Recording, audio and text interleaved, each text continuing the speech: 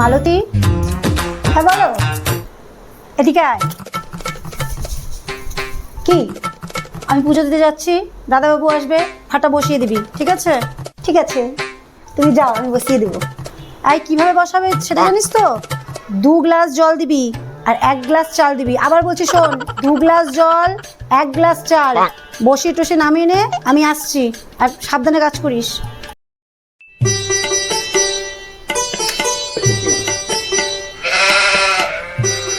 সেই কখন বসালাম, ভাত এখনো ফুটেই না।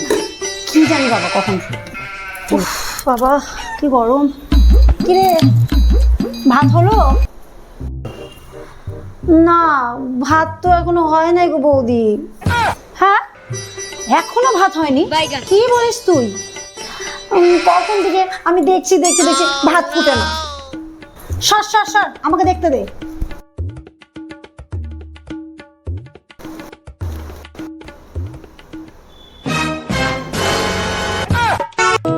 আমি পারি না, আর পারি না, আমি কেন মরি না, আজরাইল কি চিনে না আমারে গো। देखा आपने लापरवाही का नतीजा।